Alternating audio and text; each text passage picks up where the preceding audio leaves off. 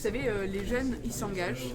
Le confinement n'a pas été facile pour tout le monde, même j'ai envie de dire, il n'a été facile pour personne. Sauf que nous avons des jeunes qui s'engagent avec dans le cadre de services civiques que j'ai pu voir par mes propres yeux et qui font vivre ces gestes barrières. Moi, j'ai confiance en leur capacité.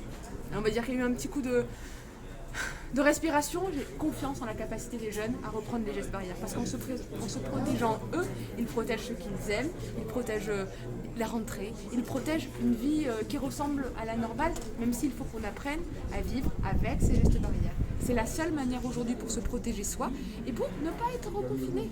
Donc finalement, ce message il est assez simple.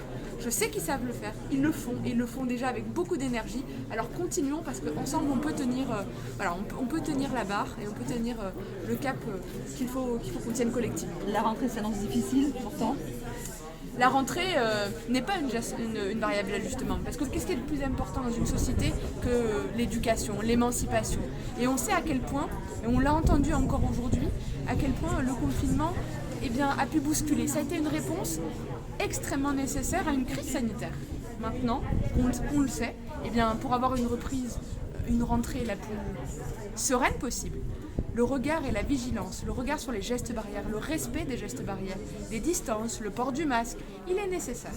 Donc moi vraiment je dis à toute notre jeunesse, mais également à tout le corps autour de notre jeunesse, aux acteurs associatifs, sportifs, à l'éducation populaire, faisons ensemble que ces gestes barrières restent un quotidien. Oui, ça demande quelque chose. On a tous envie de prendre son ami qu'on n'a pas vu dans les bras, sauf que pour se protéger soi, pour le protéger lui, pour protéger les parents, les grands-parents, il est nécessaire de les tenir. Faisons-le ensemble et un jour, on s'en débarrassera.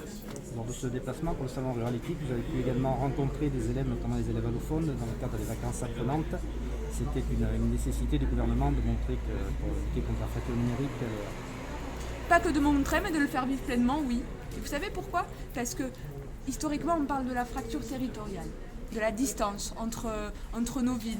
Mais nos territoires ruraux, ils ont en eux la richesse. Ils ont en eux l'énergie positive qu'il nous faut. Et notre jeunesse, elle a besoin, encore plus aujourd'hui, de montrer de quoi elle est capable. Et je parle de notre jeunesse rurale. Celle qui fait, aujourd'hui sur le salon, on avait un jeune de 18 ans. On avait Emma qui avait créé une association qui disait Territoires et grandes écoles, qui montre comment l'ensemble de nos territoires irriguent.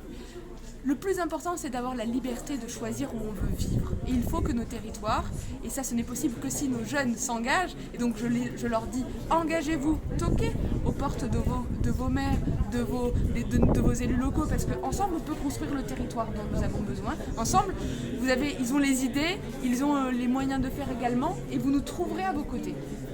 Suite au confinement, le plan porté par le gouvernement est historique. Un jeune